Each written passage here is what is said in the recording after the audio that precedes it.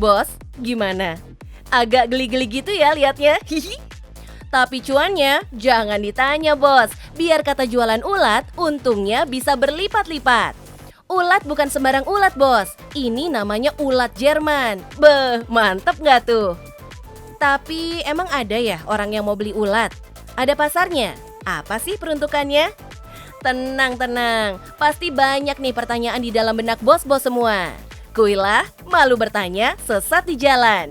Biar nggak banyak tanya, nonton Cuan Bos sampai selesai. Hihi. Kenalin nih bos, juragan ulat Jerman dari Kabupaten Sukabumi, Jawa Barat. Halo bos, nama saya Ruli Hidayatullah.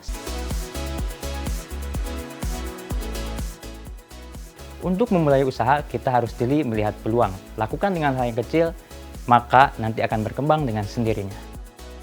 Pernah kerja sebagai karyawan swasta, nyatanya nggak bikin Kang Ruli puas.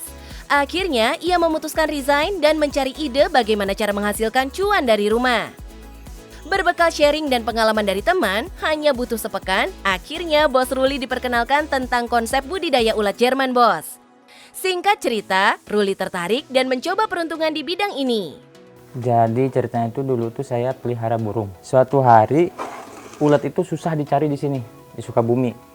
Akhirnya burung-burung saya itu mati semua. Karena nggak ada ulat tuh waktu itu, kenapa saya nggak ternak aja gitu.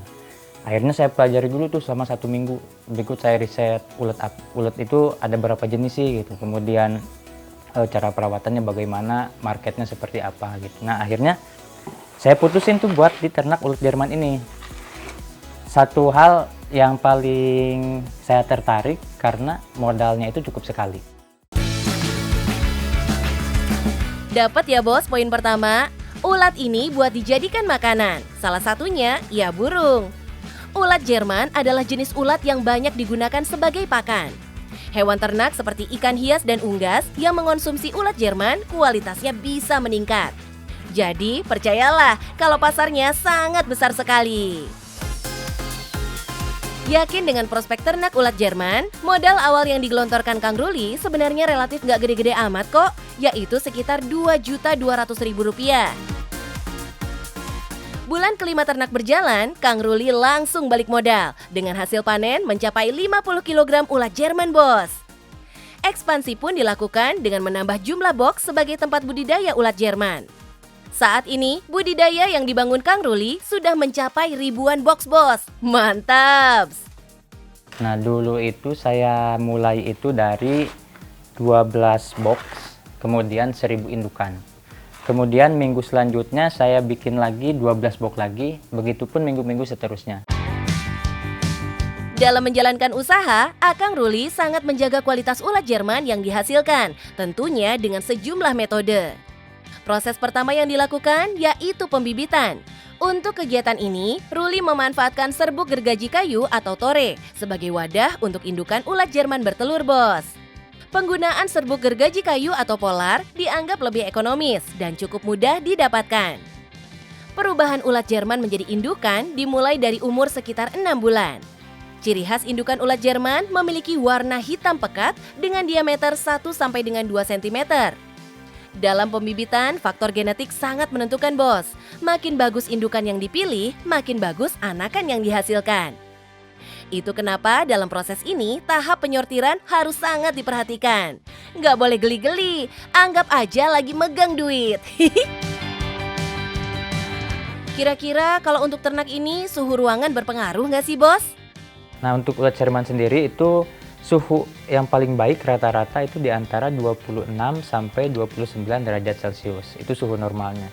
Kalau misalkan kepanasan dia harus banyak minum. Kita akan lebih susah mengkontrol untuk minumnya sendiri, itu lebih susah. Bos, untuk indukan ulat Jerman ini memiliki produktivitas yang cukup tinggi dengan mencapai 250 telur setiap minggunya. Sedangkan untuk usia, indukan mampu bertahan selama 1 tahun lebih. Ulat Jerman yang sudah memasuki usia 1 minggu sudah bisa diberi makan ya, biasanya berupa kombinasi sayuran, bos.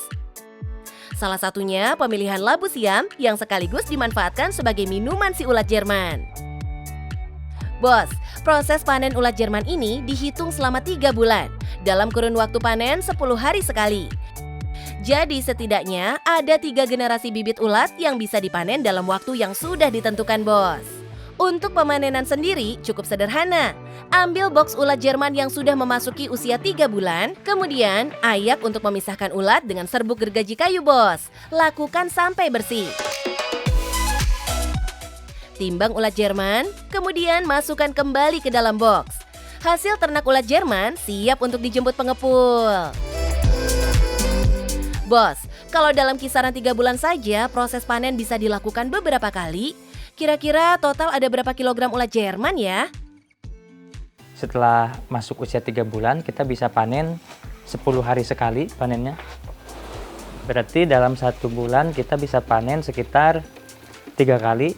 Dengan perkiraan panen itu antara 50 sampai 150 kg. Kalau dirata-ratakan ya sekitar 100 kg per 1 kali panen. Dengan harga Rp30.000 per kilonya. Cuan, Bos, legit parah ini sih namanya. Dalam sekali panen selama 3 bulan bisa menghasilkan total 900 kg. Kemudian dikali Rp30.000 per kilo. So, total omset Kang Ruli untuk budidaya ternak ulat Jerman ini dalam 3 bulan mencapai Rp27 juta, Bos. Gokil! Ada tips nih, Bos, dari Ruli buat kalian yang tertarik dengan usaha yang satu ini. Pertama itu yang jelas kita mulai dari belajar dulu ya. Kita pahami dulu bagaimana cara perawatan, kemudian yang lebih penting juga ada marketnya seperti apa. Jadi jangan sampai kita itu di awal kita ternak, kita nggak tahu mau jual kemana kan gitu. Yang kedua baru kita mulai beternak dengan kapasitas kita sendiri.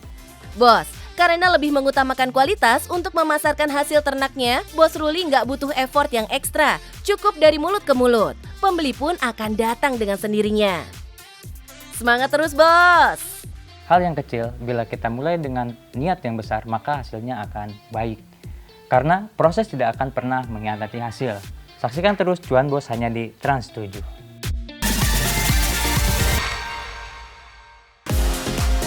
Hai Bos, nggak berasa udah mau habis nih akhir pekan kita. Rasanya belum puas ya weekendannya? Anggap aja ini latihan, Bos. Karena kalau mau jadi pengusaha, mesti siap bekerja 24 jam sehari, 7 hari seminggu. Mantep nggak tuh? Nah, biar hidup kita tetap seimbang, yuk kita berbagi tips gimana caranya jadi pengusaha yang tetap bahagia, biar nggak sepaneng terus kepala kita, Bos.